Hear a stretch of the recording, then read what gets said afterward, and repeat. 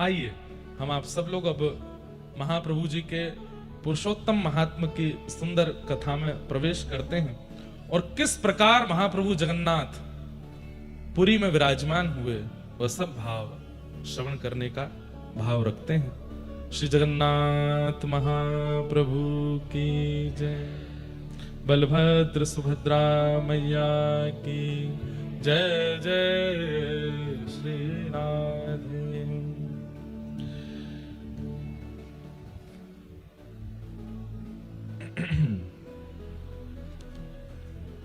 स्कंद पुराण पुरुषोत्तम महात्मा श्री जैमिनी जी प्रवचन कर रहे हैं और ऋषिजन पूछ रहे हैं। स्कंद पुराण में विशेष रूप से हमारे भारत के समस्त विशिष्ट तीर्थों का जो मूल स्वरूप है वो स्कंद पुराण में ही वर्णन है। सब मुनियों ने पूछा क्या? कस्मिन् युगे सतु मुने इंद्रद्युम्नो भवन नृपः कस्मिन् देशेस्य नागरं कथं वा पुरुषोत्तमं गत्वा चो विष्णु प्रतिमां कारयामास वा कथं एतत् सर्वं विसस्तरतः कथस्य वा महामुने। समस्त मुनियों ने मिलकर के जैमिनी महाराज से पूछा कि भगवान हमें यह बताइए कि ये इंद्रद्युम्न राजा कौन है, ये कौन से कुल में जन्मे, कौन से युग में जन्मे, कौन से वंश में इनका अवतार हुआ और इन्होंने ऐसा क्या किया कि इनके पास साक्षात चतुर्धा भगवान पधारे जिन्हें जगन्नाथ के भाव से पूरे विश्व ने वंदन किया। कृपा कर इन इंद्रद्युम्न के बारे में हमको बताइए और इन्हें जगन्नाथ जी कैसे प्राप्त हुए, ये महाप्रभु जगन्नाथ पृथ्वी पर कैसे आए, कृपा कर इनकी पूरी लीला हमें सुनाइए। तब श्री जैमिनी जी महाराज अति प्रसन्न होकर के इंद्रद्युम्न महाराज का परिचय पहले दे रहे हैं और क्या कह रहे हैं? आसीत कृत युगे विप्रा इंद्रद्युम्नो महानृपः सूर्यवंशे सधर्मात्मा सन्नुष्टः पंचमूरुषः। बहुत ध्यान से सुनिए।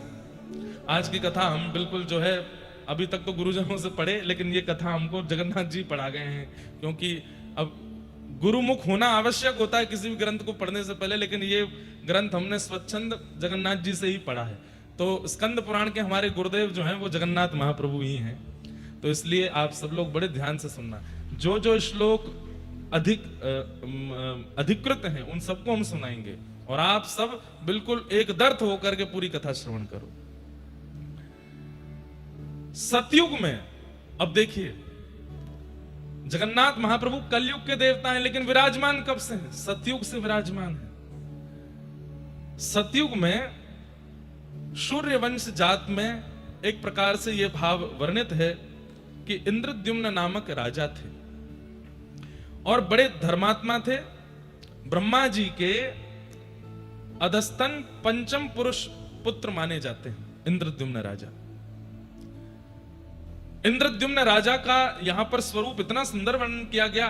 वे सत्यवादी हैं, वे सदाचारी हैं, निष्पापी हैं, सात्विक श्रेष्ठ हैं। मतलब ये गुण वो हैं जिन गुणों से ठाकुर जी रीझते हैं।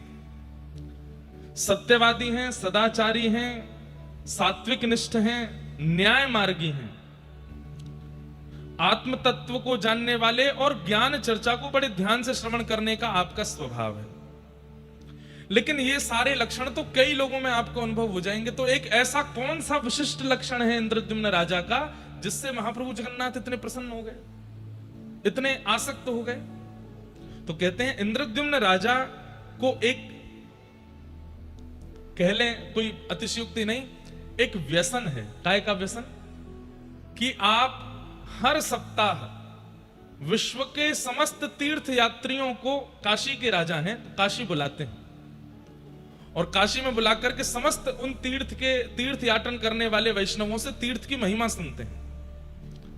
आप स्वयं राजा हैं, बार बार सारे तीर्थों में नहीं जा पाते और कई बार राजाओं को तीर्थ यात्रा पर भी जाना होता है तो बहुत व्यवस्थाएं करनी होती हैं, वहां तीर्थ यात्रियों को दिक्कत भी हो जाती है। तो आप क्या करते हैं? अपने नगर में ही समस्त तीर्थ यात्रियों को निमंत्रण देते हैं, बाकायदा पालकी से उनको बुलवाते हैं और सभा में बैठा करके प्रत्येक तीर्थयात्री वैष्णवों को प्रणाम करते हुए कहते हैं, आप कौन से तीर्थ में दर्शन करने गए? बोले हम तो बद्रीनाथ गए थे। अच्छा, जरा वहां का बताइए ना, कैसा है बद्रीनाथ? वहां की पूरी महिमा सुनते हैं और नेत्र बंद करके अपने तन को भले ही काशी में रखा हो, लेकिन मन से बद्रिकाश्रम पहुंच के पूरे बद्रिकाश्रम का दर्शन करके आ जाते हैं। और फिर उस तीर्थ यात्री को खूब धन धान्य देके, दक्षिणा देके, वस्त्र दे करके खूब उनका सम्मान करते हैं कि आपकी कृपा से हम यहीं बैठे बैठे बद्रिकाश्रम हुआ है। फिर दूसरे तीर्थ यात्री के पास बैठते हैं, आप कहां से आए? बोले हम दक्षिण भारत में रामेश्वरम से आए। अच्छा, वहां की महिमा बताइए। इस प्रकार सर्वगुण संपन्न होते हुए भी, अष्टादश विद्याओं से युक्त होते हुए भी, इतने ज्ञानी और इतने योग्य राजा होते हुए भी आपके अंदर इतनी दीनता है कि आप तीर्थ यात्रियों के बीच में बैठकर के तीर्थ की महिमाएं सुनते रहते हैं। तभी आपने एक जिज्ञासा प्रकट की, क्या कभी ऐसा हो सकता है कि पूरे विश्व को साक्षात परमात्मा का कभी अनुभव हो? क्या ऐसा कोई तीर्थ है या ऐसा कोई धाम है जहां साक्षात सचल भगवान विराजमान हो और उनका दर्शन हम मानव कर सकें? इतनी योग्यता तो हमारे पास नहीं कि हम जप करें, तप करें, साधन करें, यज्ञ करें। करते हैं, लेकिन कोई ना कोई भूल तो होती है। हे समस्त तीर्थ यात्रियों, हे समस्त तीर्थों में विचरण करने वाले वैष्णवों, मेरी प्रार्थना है, क्या इस धराधाम पर ऐसा कोई स्थान है? आप सबसे हमारी प्रार्थना, बिल्कुल हिलो डलो भी नहीं, सब लोग ध्यान से सुनो। कोई ऐसा स्थान है जहां साक्षात पर ब्रह्म को अपनी चर्म चक्षुओं से हम देख सकें?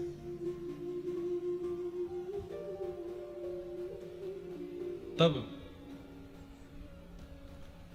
आपने प्रश्न किया कि आद्रतो व्याजहारेदम ज्ञायता क्षेत्र मुक्तमं यत्र साक्षात् जगन्नाथं पश्यामो नेन चक्षुषा। जगन्नाथ केवल इन्हीं को नहीं कहते, परम पुरुष परमात्मा जो इस पूरे जगत का रक्षक है वो जगन्नाथ ही है। और इंद्रद्युम्न राजा कहते हैं, क्या कोई ऐसा स्थान है जहां पूरे जगत को चलाने वाले साक्षात पर ब्रह्मनाथ विराजमान हो और हम अपने चरम चक्षुओं से उनको देख सकें? क्या इस पृथ्वी पर ऐसा कोई स्थान है? एक प्रकार से इंद्रद्युम्न राजा ने घोषणा करके इसको पूरे विश्व में फैलवाया, इस प्रश्न को, कि है कोई ऐसा स्थान जहां साक्षात पर ब्रह्म का दर्शन मानव कर सके। तब एक वृद्ध से परम वैष्णव, परम विद्वान, ललाट पर अति तेज है, ऐसे एक तीर्थ यात्री परम वैष्णव महात्मा उस सभा में आए और उन्होंने आकर के कहा, राजन, आपका प्रश्न मुझे प्राप्त हुआ तो मैं दौड़ा चला आया आपके पास। आपकी जो जिज्ञासा है शायद उसका समाधान मेरे पास है। ये सुनते ही तो इंद्रद्युम्न राजा बोले, क्या हम जीवात्मा प्रत्यक्ष ठाकुर जी को देख सकते हैं? बोले हाँ, एक स्थान है। कहां पर? बोले मैं अपने बाल काल में वहां दर्शन करने गया था। कौन सी जगह है वो? कि औड्र देश इति ख्यातो वर्षे भारत संज्ञके दक्षिणस्यो दधेस्तीरे क्षेत्रम श्री पुरुषोत्तमम। औड्र देश यानी कि उड़ीसा। उड़ीसा प्रांत में दक्षिण मुखी दक्षिणस्थ महोदधि यानी कि समुद्र नारायण, उनके तट पर एक क्षेत्र विराजमान है जिसका नाम है श्री पुरुषोत्तम क्षेत्र। ध्यान से सुनिएगा। उस श्री पुरुषोत्तम क्षेत्र में तत्र नीलगिरि नाम समन्तात काननाव्रत एक वन है और उस वन को चारों ओर से वन ने घेरा है। बीच में एक सुंदर सा छोटा सा एक पर्वत है जिसका नाम है नीलगिरि। बंधुओं, हम सब लोग भुवनेश्वर से जब जगन्नाथपुरी की ओर आते हैं, आप सबने ये अनुभव किया कि नहीं, पर मैं हर बार करता हूं, 8-9 किलोमीटर दूर से ही श्री मंदिर इतना ऊंचा दिखाई देता है, लेकिन जैसे ही आप सिम्मत द्वार पर पहुंचेंगे तो लगता है कि शिखर इतना ऊंचा तो नहीं है, महाप्रभु जगन्नाथ जी का मंदिर इतना ज्यादा ऊंचा तो नहीं है कि इतनी दूर से दिखाई देता है।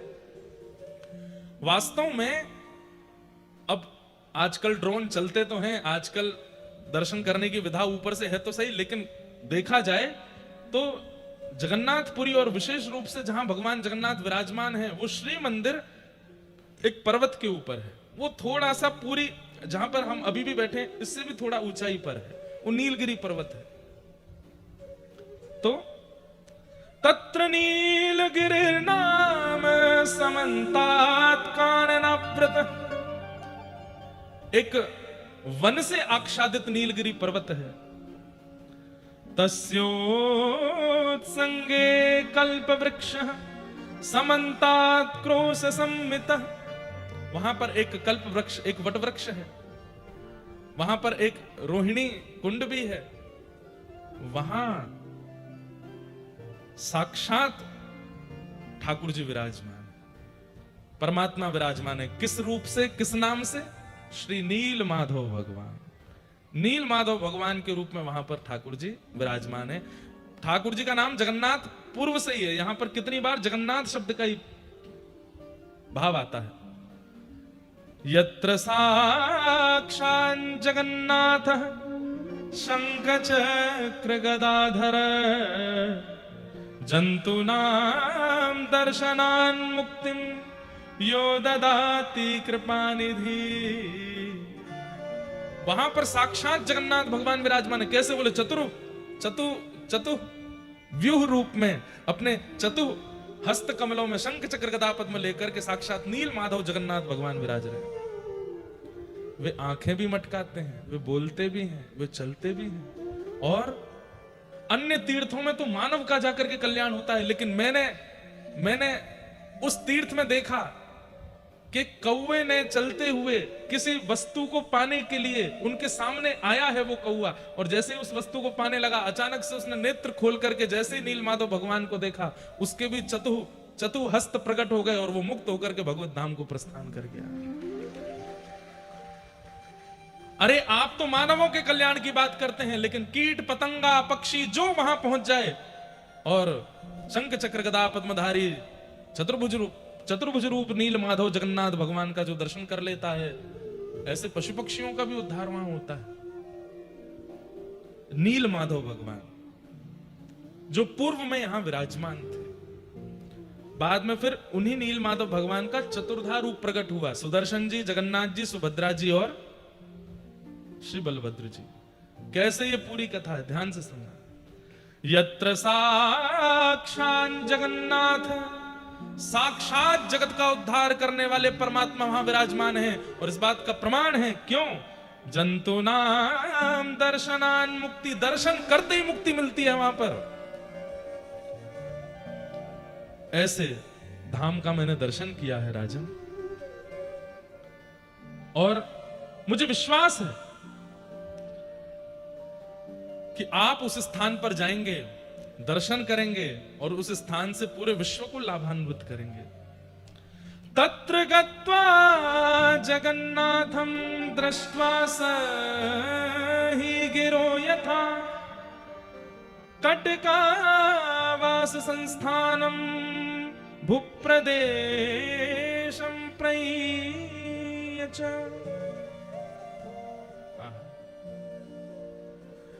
आप कृपा करके उस स्थान पर जाइए। उस स्थान के समीप में कटक नामक एक स्थान है, कटक का नाम देखिए यहां पर भी है, कटका वास संस्थानम भूप्रदेशम प्रमीयच। वहां जाकर के आप अपनी पूरी राजसभा को कैसे लेके जाना चाहते हैं, उसकी पूरी व्यवस्था आप कटक में रह करके कर सकते हैं। लेकिन नाथ, आपकी जो जिज्ञासा है वो इसी प्रांत में जाकर के और उन चतुर्धा रूप भगवान का दर्शन करके ही पूर्ण होगी। सुनकर के इंद्रद्युम्न राजा के नेत्र सजल हो गए, हस्त कंपायमान होने लगा, प्रेम के सारे लक्षण चित्त में प्रकट होने लगे।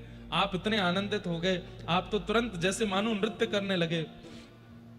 कि आहा कितनी बड़ी कृपा, मैं साक्षात प्रभु को देखूंगा, साक्षात भगवान का दर्शन करूंगा। बोले हाँ, आप जाके वहां कर सकते। लेकिन राजा का एक प्रोटोकॉल होता है, राजा सीधे सब जगह नहीं जाता। पहले मंत्री जाएंगे, सेनापति जाएंगे, वे जाकर के वहां व्यवस्था देखेंगे और उसके बाद ही मुख्य राजा जा सकता है। क्योंकि आप काशी से आने वाले राजा, सब लोग ध्यान से सुनो, बिल्कुल स्पष्ट रूप से, कोई बाहर की बात नहीं होनी है, केवल जगन्नाथ जी के प्राकट्य की कथा होनी है। ना सोइएगा ना सोने दीजिएगा किसी को, कोई झपकी भी आवे तो कोहनी मार देना, बहुत पुण्य मिलेगा आपको। हाँ बिल्कुल, किसी को भी आलस्य मत करने दो। लेकिन राजा का नियम है। अब देखो, कल भी एक किसी ने प्रश्न किया तो भगवान विरह क्यों देते हैं? विरह देखो अभी कैसा विरह देंगे। इंद्रद्युम्न राजा, आप तो तैयार थे जाने के लिए, लेकिन पूरे राज्यसभा ने निर्णय लिया कि राजन आप पहले नहीं जाएंगे, आप पहले अपने पुरोहित जी को भेजिए। पुरोहित जी जाएंगे और इन तीर्थयात्री के द्वारा बताई गई सारी भावों को देख करके वे वहां देख करके आएंगे, नील माधव जगन्नाथ भगवान का दर्शन करके आएंगे और वे सब आपकी व्यवस्था देख के आएंगे। आप जाएंगे तो कहां रुकेंगे, कहां प्रसाद बनेगा, इतनी सेना जाएगी, सेना कहां रुकेगी, वहां के जो उत्कल देश के राजा हैं उनको बता करके आएंगे। ये सब नियम है, राजा ऐसे नहीं निकल सकता। इंद्रद्युम्न बोले मैं तो बहुत उतावला हो रहा हूं, मुझे जाने दीजिए ना। बोले नहीं, आप अभी नहीं जाएंगे, आप कृपा कर अपने पुरोहित जी को भेजिए। तो राजा के ऊपर भी कई लोग होते हैं, आचार्य लोग, जिनकी आज्ञा राजा को माननी पड़ती। तो इंद्रद्युम्न राजा का मन तो बहुत था, भैया ये पंखा बंद है, किसी से कह के पंखा चलवाए दो। कई लोग बेचारे एसी की आड़ में, अच्छा इतनी वेदना में थे आप लोग, फिर भी देखो कितने अच्छे शांत होकर के सुन रहे थे पूरी कथा। गर्मी तो नहीं लग रही ज्यादा, कुछ तो थोड़ी बहुत लग रही है, पर ये पंखा चलाने के लिए लगे हैं, पेमेंट तो पूरा होगा इनको, तो चलवा भी दो। ठाकुर जी की लीला कैसी है देखो। राजा है इंद्रद्युम्न, वे चाहें तो क्या नहीं कर सकते, तुरंत पहुंच सकते हैं, लेकिन सबने रोक दिया। बोले आप नहीं जाएंगे, पहले पुरोहित जाएगा। काश इंद्रद्युम्न चले जाते, ये बाद में आपको पता चलेगा। आपने अपने पुरोहित जी को बुलाया और कहा कि महाराज आप कृपा करके जाएं। तो पुरोहित जी बोले मैं तो अस्वस्थ हूं, मैं अपने छोटे भाई को भेजूंगा। और चल गए। बोलो जगन्नाथ महाप्रभु की। वाह भैया, ये तो ऐसा लग रहा है जैसे स्विच बंद जानबूझ के कर रखा था, आपको कहीं जाड़ा नहीं लग जाए, सर्दी नहीं लग जाए। हाँ क्या? अच्छा ऊपर से गर्मी फेंक रहे हैं ये, इसलिए बंद कर रखे थे। लग तो रही है गर्मी से चलने के बाद। गर्मी आ रही है क्या ऊपर से? जबरदस्ती आने लगे तो बता देना, ठीक है, फिर बंद करा देंगे।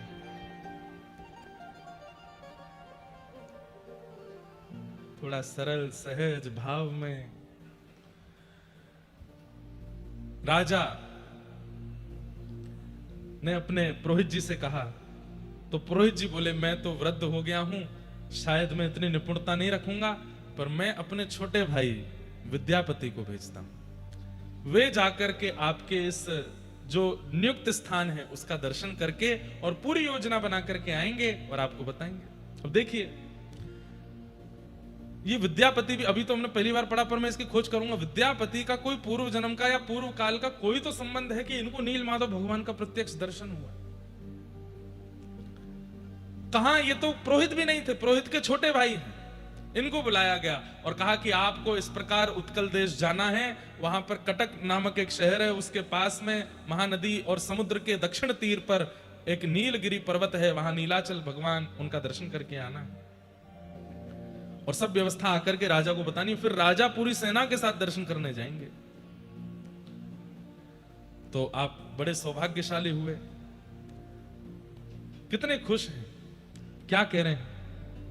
हर किसी को जगन्नाथ आते समय ये श्लोक बोलना चाहिए, महाप्रभु जी का दर्शन करते समय ये बोलना चाहिए कि अहो में सफलम जन्म सुकल्या सर्वरी च मे द्रक्ष्यामि यद भगवातो मुख्य पद्म मघापहम। रथ में आरूढ़ होकर के विद्यापति इतने प्रसन्न हो रहे हैं, मैंने ऐसे कौन से जन्म के पुण्य किए। मेरा तो दूर दूर तक कोई संपर्क संबंध नहीं था इंद्रद्युम्न से, लेकिन फिर भी इनके पुरोहित का मैं छोटा भाई हूं और कहां से मुझे बुला करके मुझे भेजा जा रहा है। अरे ये मुझे भेजा नहीं जा रहा है, मुझे बुलाया जा रहा है। कल जब रात्रि में ये भाव पड़ रहा था, इंद्रद्युम्न राजा जब विद्यापति को जाते हुए देख रहे हैं तो इंद्रद्युम्न को लग रहा है कि मैं राजा क्यों हूं, मैं विद्यापति क्यों नहीं, शायद मैं जाता। थका मन चल जीव चखा नयन देखीव, थका मन चल जीव। उड़िया भाषा में इतने बढ़िया बढ़िया गीत हैं और महाप्रभु जगन्नाथ जी कृपा से हम सब गाएंगे। किस लिए? उड़ीसा के लोगों को सिखाने के, आपको तो आता ही है, हमारे वृंदावन के लोगों को रटाने के लिए, हमारे उत्तर भारत के लोगों को महाप्रभु जी का यश, उनका गुण सिखाने के लिए। अरे मेरे थके हुए मन, तू बहुत थक गया ना संसार में, सबने तेरा बहुत शोषण किया है, चल तुझे चकानयन जगन्नाथ का दर्शन करा के लाता हूं। कितना अच्छा भाव है। थका मन चल जीव चकानयन देखीव, थका मन। अगर हो सके तो इसको हिंदी में लिख के हमको दे दें तो हम गा देंगे। कब? बैठे बैठे क्या कर रहे हो, अभी लिखो। बहुत सुंदर बात। और श्री विद्यापति जी निकले हैं काशी से उत्कल देश के लिए और रास्ते भर आनंदित होते हुए जा रहे हैं। अहो में सफलम जन्म सुकल्या सर्वरी च मे द्रक्ष्यामि यद भगवतो मुख पद्म पद्म खापहम। मैं कितना बड़ा सौभाग्यशाली हूं, वो कमल नयन कमल मुख वाले ठाकुर जी का मैं दर्शन करूंगा। मैं कितना सौभाग्यशाली। और जन्मांतरितमात्मानं बुबुधे दिव्य रूपिणम, सब दिव्य रूप में दिखाई दे रहे हैं। अरे पशु पक्षियों के भी चार चार भुज हैं, मानवों के भी चार चार भुज हैं। और ये सब दर्शन करके तो विद्यापति मानो सबको प्रणाम करने लगे। नीलाचल धाम में, इस श्री क्षेत्र में सब प्रणम में हो, सबको वंदन करने लगे। अच्छा एक बात, कई बार ना लोगों के मन में एक प्रश्न आ जाता है कि श्री जगन्नाथपुरी में कई लोग बड़े अनधिकारी कर्म भी करते हैं। समुद्र के तट पर चले जाओ, इतनी दुर्गंध आती है, कई बार मच्छी आदि भी खा जाते हैं और भी कुछ बहुत कुछ होता है। कई बार इससे संशय होता है कि इतना सुंदर श्री क्षेत्र, वैसे इसके लिए यहाँ के सब हमारे जगन्नाथपुरी के लोकल लोगों ने कोर्ट में इसके लिए कहा भी है कि भाई ये पुरी क्षेत्र है, ये कितनी बड़ी महिमा स्कंद पुराण में है, यहाँ पूर्ण रूपेण मांस भोज आदि ये सब बंद होना चाहिए, कोई टूरिस्ट प्लेस नहीं है, ये श्री क्षेत्र है, महाप्रभु जगन्नाथ जी का क्षेत्र है, यहाँ पर पूर्ण रूपेण वर्जित और इसका पूर्ण दायित्व उड़ीसा की गवर्नमेंट का होना चाहिए। यहाँ ये सब कार्य ना चले। स्कंद पुराण में जितने बड़े श्री क्षेत्र का वर्णन है, कम से कम उतने बड़े श्री क्षेत्र में तो पूर्ण प्रतिबंधित होना चाहिए, बिल्कुल भी नहीं महाप्रभु जगन्नाथ जी के। अब हो क्यों रहा है, महाप्रभु जगन्नाथ जी क्यों नहीं कुछ कहते? भाई देखो, कलयुग में भगवान ने पहले ही कह दिया कि मैं शांत रहूंगा, मैं कुछ नहीं बोलूंगा, मैं कुछ भी नहीं कहूंगा, इसलिए ठाकुर जी नहीं बोलेंगे। ये हमारा दायित्व है, क्योंकि धर्म की रक्षा हमको करनी पड़ेगी। भगवान धर्म स्थापित करते हैं हमारे भरोसे कि तुम रक्षा करना, बाद में मैं स्थापना करके मैं जा रहा हूं। तो ये तीर्थ धाम सब स्थापित हो गए, आद्य गुरु शंकराचार्य हुए, कितने बड़े बड़े महापुरुषों ने आकर के सब किया।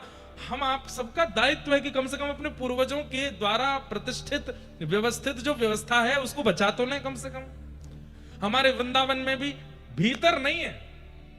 वृंदावन की एक बात कहेंगे आपको कि वृंदावन के भीतर मांस भोजन आदि नहीं, सीमा पर होता है, लेकिन उसके लिए भी हम लड़ते हैं कि क्यों सीमा पर भी नहीं होना चाहिए।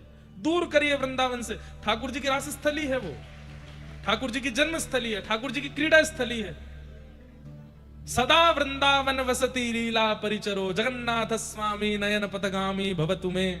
जगन्नाष्टक में भी कहते हैं कि सदा वृंदावन वसती, वृंदावन में बसते हैं जगन्नाथ जी, वहीं लीला करते हैं। इसलिए वहां पर तो ब्रजवासी मिलकर के थोड़े बहुत हट पूर्वक नहीं करने देते, पर सीमा में भी जो है उसको भी हटाने की पूरी योजना कर रहे हैं। हमारे यहाँ के ब्रजवासी बालक लगे हैं दंडवती लगाने में कि अरे सरकार यहाँ पर मांसाहार बंद हो, खान पान की व्यवस्था बिल्कुल। वृंदावन में पी करके आने वाली की भी, अब देखो पुलिस और प्रशासन के लोग, कई बार आपने हाईवे पे देखा होगा, रात में 11 बजे के बाद एक मशीन लेके खड़े रहते हैं, सबसे कहते हैं इसमें फूंक मारो और चेक करते हैं कि पी तो नहीं रखे। प्रत्येक धाम में भी ऐसा ही होना चाहिए, बाहर से ही हर आदमी को चेक करो, पी तो नहीं रहे हैं, गलत काम तो नहीं कर रहे हैं। अरे भाई ये आपके मनोरंजन का स्थान नहीं है। मनोरंजन करना है गोवा जाइए, मनोरंजन करना है। अच्छा एक और बात, गोवा को ही क्यों कहे मनोरंजन के लिए, वो भी नहीं है मनोरंजन का स्थान। एक बहन हमको 1-2 दिन पहले मिली, इतने सुंदर दर्शन उन्होंने कराए। वो बैठी हैं क्या यहाँ कथा में? बैठी होंगी और अभी उठेंगी नहीं, कहो तो उन्होंने इतने सुंदर दर्शन। गोवा में एकमात्र ऐसा मंदिर है जहां पर देवकी मैया की गोद में लड्डू गोपाल, एकमात्र ऐसा मंदिर है। संस्कृत का बहुत बड़ा विश्वविद्यालय गोवा में है, बड़े बड़े संस्कृतज्ञ जो केवल संस्कृत में बात करते सब गोवा में पढ़ते। उसको भी हम लोगों ने पर्यटन स्थल बना दिया। वास्तव में देखा जाए तो भारत में पर्यटन स्थल है ही नहीं, भारत में सब धार्मिक स्थल है। भारत सब पूरा धार्मिक है भारत, लेकिन फिर भी ये जो 4 धाम हैं कम से कम इनको तो सुरक्षित रखो। कभी कभी बहुत पीड़ा होती है कि समुद्र किनारे क्यों होता है ऐसा।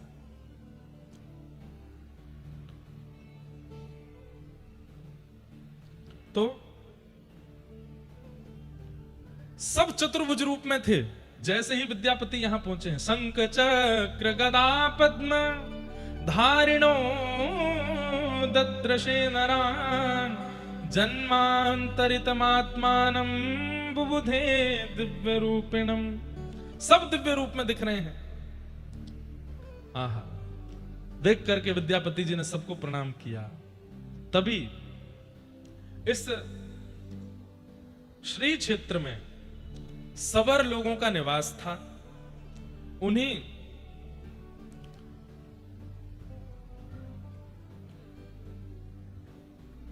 सवर जाति के लोगों में विश्ववसु नाम के एक सवर थे जो कि उनके मुखिया थे, जो नील माधव भगवान की सेवा करते थे।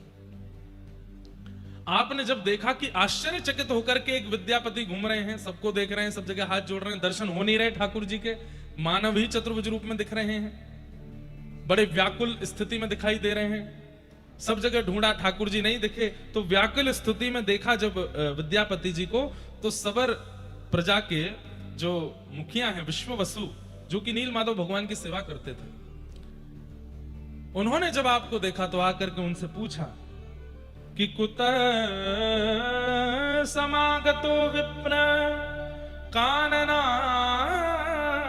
सुदस्तरम् शुष्टुत्परितः शान्तश्च सुखमत्रास्त्रयतांचरिम्। हे महाराज, आप कहां से आए हैं विप्रवर, और आपके मुखमंडल को देख करके लगता है आप भूखे प्यासे हैं, थोड़े से असहज भी लग रहे हैं, और इतने दुर्गम कानन में, इतने दुर्गम वन में आप भीतर प्रवेश कैसे कर गए? हे नाथ, आप कहां से आए हैं, कृपा कर हमें बताइए। तब विद्यापति जी ने अपना परिचय देते हुए कहा कि मैं विद्यापति हूं, आदि आदि देश से आया हूं, यहां पर नील माधव भगवान का दर्शन करने। अब देखो यहां पर भी एक कथा सुनाई जाती कि विद्यापति जी जो हैं वो आए, आकर के फिर मैंने भी एक बार सुनाई थी, लेकिन फिर स्कंद पुराण से स्पष्ट हुआ कि वो कथा है नहीं। क्या नाम था उनकी? हाँ, उनकी एक ललिता नाम की पुत्री थी, उससे इनका विवाह हो गया था। और फिर ये जो विश्ववसु थे, ये ऊपर दर्शन करने जाते थे, किसी को लेके नहीं जाते थे। एक बार विद्यापति जी पीछे पीछे सरसों लेकर के गए, दाने गिरते गए, वही दाने जो है एक दिन पुष्प बन गए, जाकर के नील माधव भगवान को ले आए, ऐसा। पर वो कथा नहीं है, स्कंद पुराण में नहीं है। जो पुरुषोत्तम क्षेत्र का महात्मा, उसमें ये कथा नहीं है। अब इसमें भी यही भाव है कि कोई रचनाकारों ने सुंदर कथा करने के लिए, लोक कथा बनाने के लिए कथा प्रस्तुत की, लेकिन मूल कथा क्या है? उन्होंने स्पष्ट बता दिया कि मैं नील माधव भगवान का दर्शन करने आया हूं, और हमारे यहां एक तीर्थ याटन करने वाले ने आकर के इंद्रद्युम्न राजा को बताया कि इस प्रकार नील माधव भगवान हैं और उनका आप दर्शन करो। तो उनका दर्शन बिल्कुल साक्षात परमात्मा के दर्शन के समान है। इंद्रद्युम्न राजा का नाम सुनते ही जो विश्ववसु सवर थे वे बोले, अरे इंद्रद्युम्न राजा, इनके बारे में तो हमने सुना है, इनके बारे में तो हम बचपन से सुनते आए हैं, और हम लोगों ने यह भी सुना है कि एक राजा इंद्रद्युम्न नाम का आएगा, यहां आकर के इस पूरे तीर्थ क्षेत्र को अद्भुत बना देगा, और उनके आते ही यहां पर 4 रूपों में ठाकुर जी विराजमान होंगे। कैसे? कि इष्ट्वा दारुमयं विष्णुं चतुर्धा स्थापयिष्यति अस्य चेत् भाग्य मुत्पन्नम ब्राह्मणस्य तिथिर्भृशम्। हमने तो उनका सुना है कि वे यहां आएंगे और उन पर ठाकुर जी कृपा करेंगे, तब वही इस पूरे तीर्थ का उद्धार करेंगे, और भगवान को चतुर्धा रूप में दारुमयम। अब दारुमय का 2 अर्थ होते हैं। दारू लकड़ी को भी कहते हैं, लकड़ी के ठाकुर जी, लेकिन हम ऐसा अर्थ क्यों करें? तो दारू शब्द का अर्थ कल्याण करने वाले, जो सबका कल्याण करते हैं, चाहे मानव हो, चाहे जलचर हो, चाहे थलचर हो, चाहे पक्षी हो, पशु हो, सबका कल्याण करने की जिनकी सद्भावना है, स्थिति है, उन्हें दारू में भगवान कहते हैं। जो सबका कल्याण करने के लिए ही आए हैं, इसलिए दारू में जगन्नाथ। तो हमने तो उनके बारे में सुन रखा है, और हम सब जानते हैं कि वे आकर के यहां पर इस पूरे तीर्थ का उद्धार करेंगे। ये सुनकर के विद्यापति तो बड़े प्रसन्न हो गए। अरे, ठाकुर जी ने पहले ही चुन रखा है, कृपा कर मुझे नील माधव भगवान का दर्शन करा दो। बोले हाँ चलो। तब आप उनको लेकर के पर्वत के ऊपर गए हैं, और वहां एक विशेष गुफा थी। उस गुफा के अंदर नील कांति पूरे गुफा को आच्छादित कर रही है, और तभी आप जाकर के वहां दर्शन करते हैं। आहा, अद्भुत ठाकुर जी विराजमान है, हंस रहे हैं मंद मंद, ठाकुर जी की दतुइयां दिख रही हैं, आंखों की पलकें चला रहे हैं, मंद मंद मुस्का करके देख रहे हैं, हाथें घूम रहे हैं, पैर भी चल रहे हैं। ठाकुर जी स्थिर नहीं है, चलते फिरते साक्षात नील माधव भगवान का दर्शन किया। बोलो नील माधव भगवान की। और यहां पर हाथ जोड़िए, विद्यापति ने स्तुति गाई है। नमस्ते कमलाकांत, नमस्ते कमलानन, नमः कमलपत्राक्ष त्राहि मां पुरुषोत्तम। नमस्ते नमः कमलपत्राक्ष त्राहि मां पुरुषोत्तम। हे कमलाकांत लक्ष्मीपति भगवान, मैं आपको प्रणाम करता हूँ, आपको नमस्कार करता हूँ। आपका ये कमल सा मुख देख करके मैं बहुत आनंदित हो रहा हूँ। मैं आपको पुनः प्रणाम करता हूँ। हे कमल दल लोचन, कमल के समान आपके नेत्र हैं। आपको बारंबार प्रणाम करता हूँ। मुझ पर कृपा कीजिए, मेरी रक्षा कीजिए। दर्शन करके महाराज निहाल हो गए, और अब तो विद्यापति इतने प्रसन्न हो रहे हैं कि मैं कब पहुंच जाऊं काशी, और जाकर के इंद्रद्युम्न राजा को पूर्ण समाचार दे दूं, और जाकर के उनको बता दूं कि आप चलिए, चल करके ठाकुर जी का मधुर दर्शन कर लीजिए।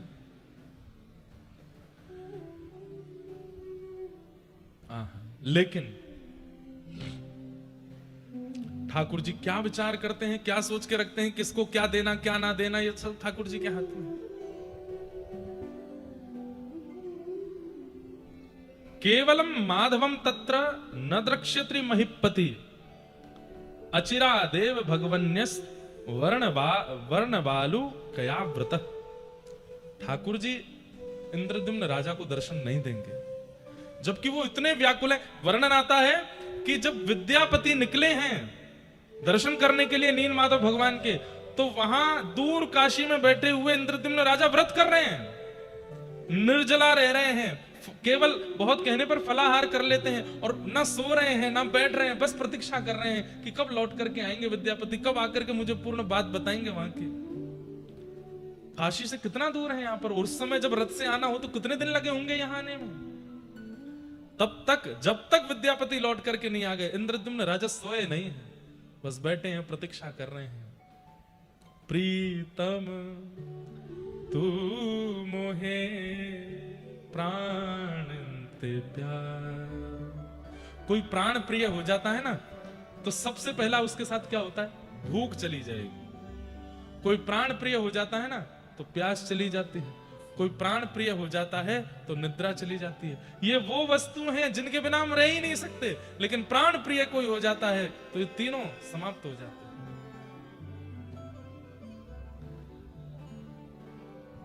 तुम मेरे नैनन में बसत नित, तुम मेरे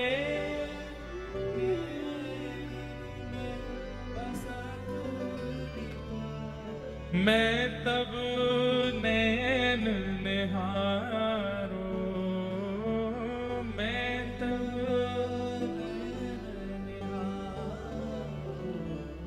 प्रीतम तू मोहे प्राणंत प्यारो, प्रीतम तू मोहे प्राण। तू जीवन धन सर्वस तू ही, तू सब गाओ। सर्वस तू ही, तू जीवन धन सर्वस तू ही, तू जीवन सर्वस तू ही, तू ही द्रगन को तारो, तू ही द्रगन को तारो।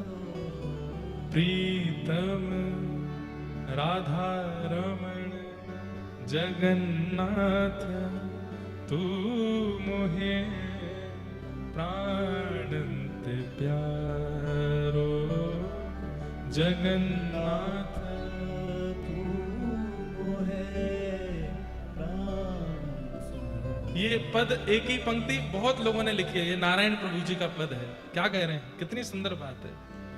जो तो कु पल भर ना निहारूं, जो तो पल भर ना निहारूं, दिखत जग अंधियारो, दिखत जग अंधियारो, तू मोहे प्राणंत प्यारो, प्रीतम तू मोहे।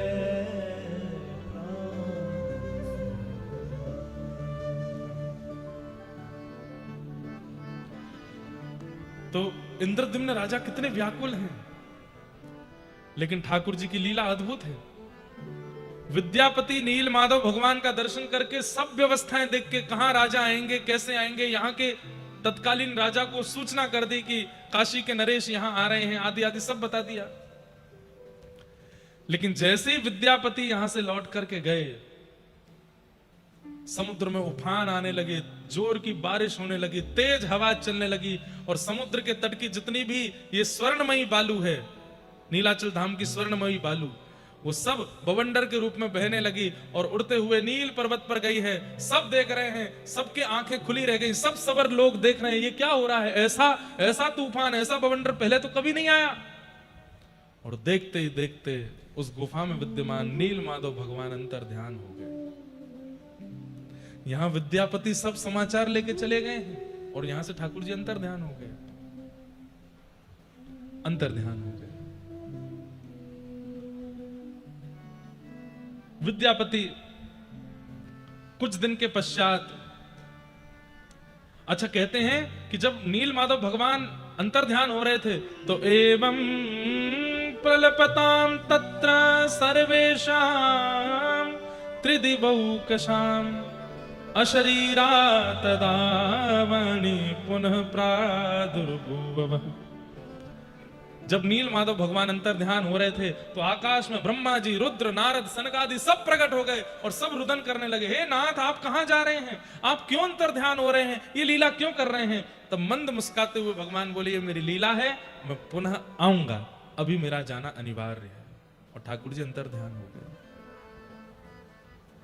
ठाकुर जी अंतर ध्यान हो गए, सब देखते रह गए और ठाकुर जी यहां से प्रस्थान कर गए। ऐसे नील माधव भगवान का दर्शन करके जब विद्यापति लौट करके गए हैं,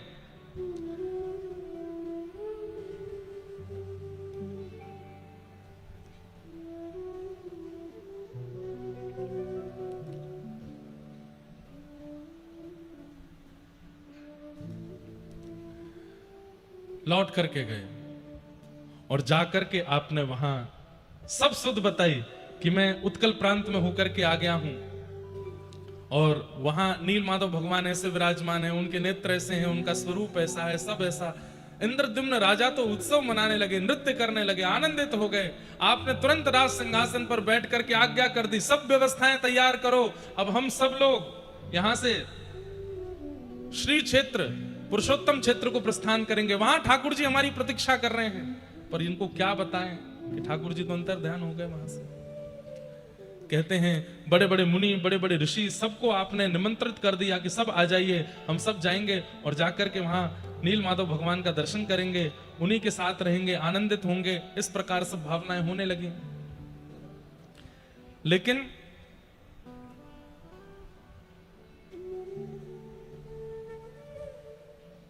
सब व्यवस्था हुई और आपने पूरे नगर को बुला करके आज्ञा कर दी कि मैं अब यहां से प्रस्थान कर रहा हूं, आप में से जो भी मेरे साथ आना चाहें वो चल सकते हैं और मैं जाके दर्शन करके लौटूंगा। ऐसी अब मेरी भावना नहीं, अब तो मैं जाकर के दर्शन करूंगा और फिर सदा उन्हीं के पास रहूंगा, नील माधव भगवान के पास ही रहूंगा। तो मैं इसी भावना से जा रहा हूं कि मैं लौट करके नहीं आऊंगा। एक नगर का, एक देश का राजा ऐसी आज्ञा कर दे तो देश के लोग कहां जाएं, फिर सब संगी चलेंगे। सबने अपने बोरिया बिस्तर बांधे, बैलगाड़ियों में लगा लिए, कोई सब प्रकार से बड़े बड़े वेदज्ञ, बड़े बड़े ऋषि, बड़े बड़े महात्मन सब इंद्रद्युम्न राजा के संग हो लिए। राजा बड़े प्रसन्न हैं, नाचते गाते हुए, आनंद करते हुए, उत्सव मनाते हुए सब आ रहे हैं श्रीपुरी क्षेत्र के लिए, नील माधव भगवान का दर्शन करेंगे। आहा,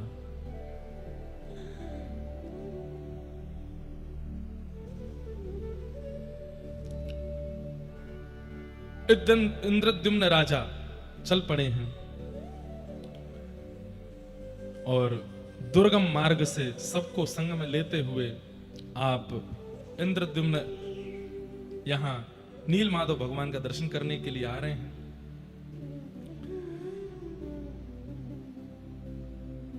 और यह भी बताया था विद्यापति जी ने आकर के कि वहां तो प्रचार है इस बात का, पहले से ही एक बात वहां घोषित हो गई है कि आप वहां जाएंगे और वहां जाकर के ठाकुर जी का सुंदर स्थापन करेंगे।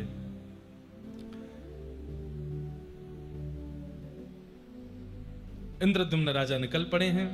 कौन सी तिथि को निकले थे? बोले ज्येष्ठ शुक्ला पंचमी को, शुक्रवार को उत्तम तिथि मुहूर्त देख करके निकले थे। आनंद करते हुए सब नाचते गाते हुए जा रहे हैं। जैसे ही उत्कल प्रांत में पहुंचे, यहाँ के राजा ने खूब सुंदर उनका स्वागत किया और उनको लेकर के फिर श्री क्षेत्र की ओर बढ़े हैं। लेकिन जैसे ही पुरुषोत्तम क्षेत्र में पहुंचे और नीलगिरी पर्वत दिखाई दिया। राजा इंद्रद्युम्न तो वहीं रोने लगे, अब मेरे नाथ मिलेंगे, अब मेरे नाथ मुझे स्वीकार करेंगे, अब मैं अपने इन चरम चक्षुओं से ठाकुर जी का दर्शन करूंगा। लेकिन जैसे ही आप पहुंचे तब क्या देखते हैं, सब सवर समाज के लोग बड़े दुखी और रुदन अवस्था में बैठे। इंद्रद्युम्न राजा ने जाकर के कहा, सैनिकों ने जाकर के वहां सब वर्णन कर दिया, इंद्रद्युम्न राजा आ रहे हैं और आकर के यहाँ ठाकुर जी का दर्शन करेंगे। सबर जाति के लोगों ने सबने कहा कि वे आएंगे, पर ठाकुर जी तो यहां से प्रस्थान कर चुके हैं, ठाकुर जी तो यहां से अंतर ध्यान हो गए। जैसे ही सुना कि भगवान अंतर ध्यान हो गए, पूरी बात सुनी, बोले ये तो इन्होंने बताया था कि ठाकुर जी वहां विराजमान है। बोले विराज तो रहे थे, लेकिन जिस दिन विद्यापति लौट करके गए उसके अगले दिन ही एक बवंडर आया, तूफान आया, आकाश में देवी देवता भी प्रकट हुए और ठाकुर जी सबके मध्य से अंतर ध्यान हो गए। ये सुनते ही इंद्रद्युम्न राजा मूर्छित होकर के गिर पड़े, बहुत रोए, रो रो करके बेहाल हो गए। बोले नाथ नहीं मिलना था, मैं इतना बड़ा पापी हूं, मैंने इतने बड़े अत्याचार किए हैं, या मैं इतना ज्यादा कुभागी हूं कि आप मेरे आने की खबर सुनते ही अंतर ध्यान हो गए। अरे किसी को भी लगेगा, ठाकुर जी विराजमान थे लेकिन हमारे आते ही ठाकुर जी चले गए, ये बात सुनने में किसको उचित लगे। अरे लोग बाग मंदिर दर्शन करने जाते हैं, दर्शन करते करते यदि पर्दा आ जाता है तो लोगों को लगने लगता है कि हम में कोई अभाग्य था, दुर्भाग्य था, इसलिए हमारे आते ठाकुर जी ने पर्दा कर लिया। पर भैया कल कई लोगों को नहीं पता था कि मंदिर जल्दी बंद होने वाला है। 3-3, 4-4, 5-5 घंटे लाइन में खड़े होने के बाद में मंदिर पहुंचे, बस दर्शन होने वाले थे तो अचानक से अंदर से खबर आई मंदिर बंद।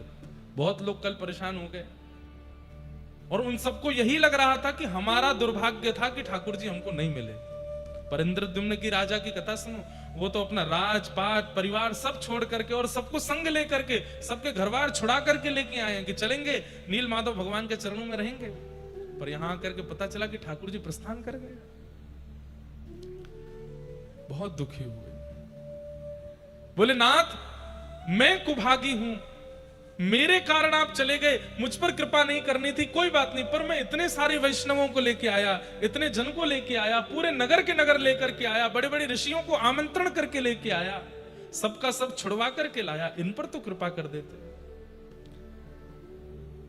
आत्मघाती और ना जाने कैसे कैसे भाव अपने लिए इंद्रद्युम्न के चित्त में आने लगे, रुदन कर रहे हैं।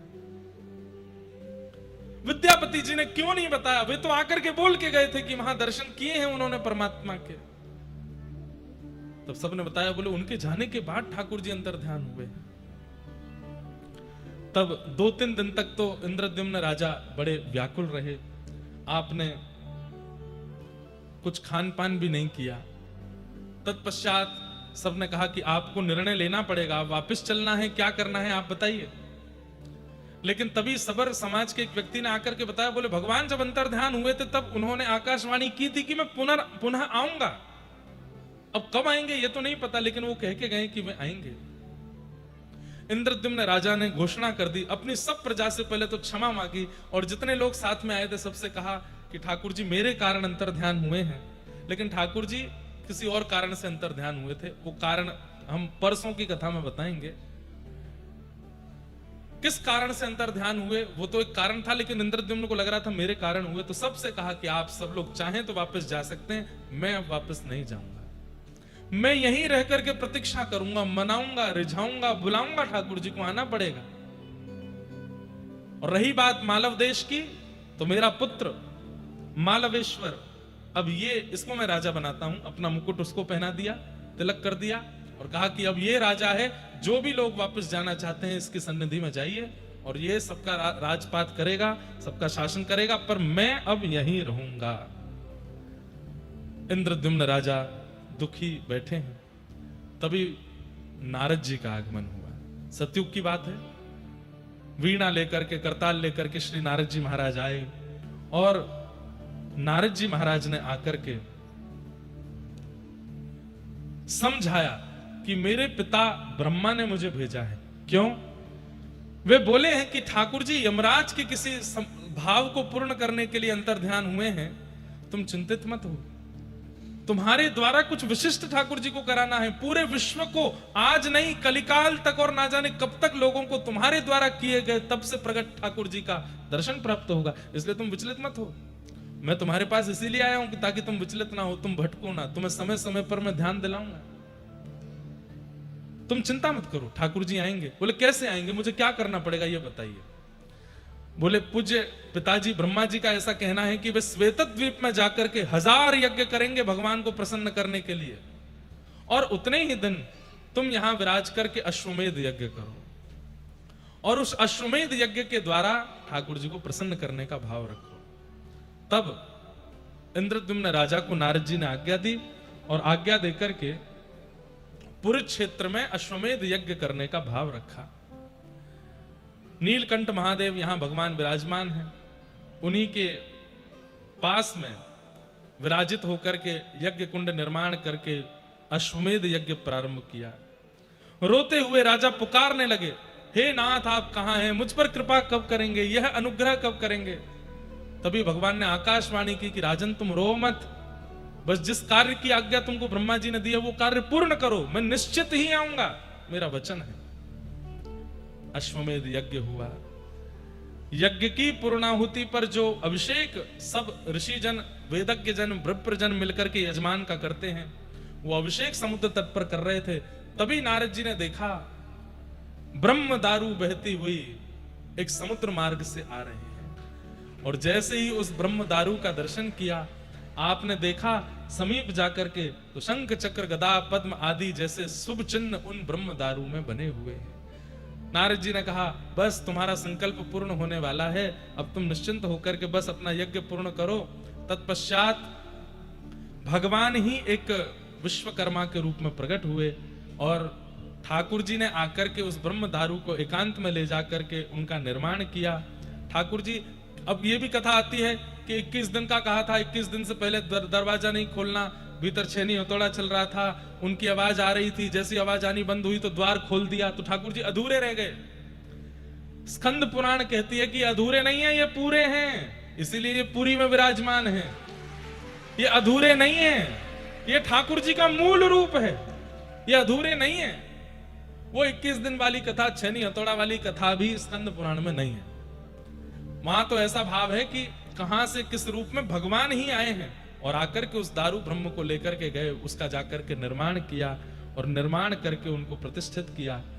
इंद्रद्युम्न राजा ने जैसे अपने चर्म चक्षुओं से पहली बार देखा, आहा अद्भुत रूप ठाकुर जी का, बड़े बड़े विशाल नेत्र हैं, अधर पर प्रबल मुस्कान है, मानो जैसे भुजा पसार करके इंद्रद्युम्न से कह रहे हो कि तुम इतने व्याकुल हुए मेरे लिए, आओ आकर के मेरे हृदय का आलिंगन कर लो।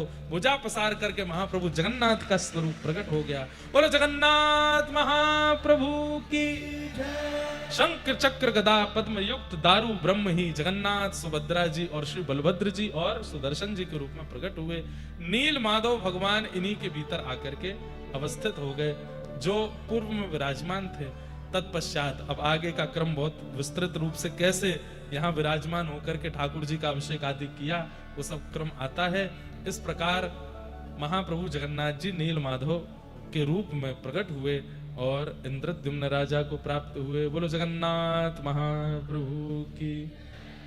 इस प्रकार वियोग देकर के पुनः संयोग दिया और ठाकुर जी ने श्री इंद्रद्युम्न राजा पर कृपा की। अब इसके आगे का जो प्रसंग है वो विस्तृत रूप से परसों यानी कि 30 तारीख को कहा जाएगा। उस दिन महाप्रसाद, स्नान पूर्णिमा और रथ यात्रा तीनों क्यों होते हैं, कैसे होते हैं, क्या होता है रथ यात्रा का, क्या स्वरूप, क्या भाव, सब स्कंद पुराण युक्त होकर के हम लोग सब उसका विस्तार से, अभी इसमें और भी शेष कथाएं हैं, वो सब भी हम परसों के दिन में श्रवण करेंगे। पर इस प्रकार इंद्रद्युम्न राजा को ठाकुर जी प्राप्त हुए। इस प्रकार महाप्रभु जगन्नाथ ही नीलाचल धाम में अवस्थित हुए, ऐसा वर्णन है।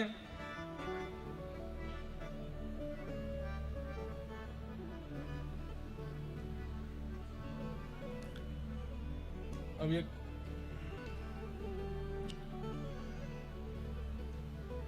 कल गाएंगे, हाँ? अब तो उत्सव मनाना है। आज महाप्रभु जगन्नाथ जी का पावन प्राकट्य दिवस बस थोड़े ही घंटों में प्रारंभ होने वाला है।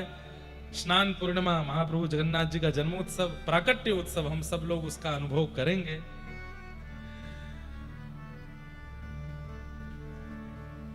एक दो पंक्ति में लिख रहा था आज सुबह आते आते, तो उन्हीं को ही गा करके उत्सव मनाते हैं। हो प्रगटे महाप्रभु जी आज, हो प्रगटे, हो प्रगटे जगन्नाथ जी आज, हाँ प्रगटे महाप्रभु जी आज, हो प्रगटे जगन्नाथ जी आज,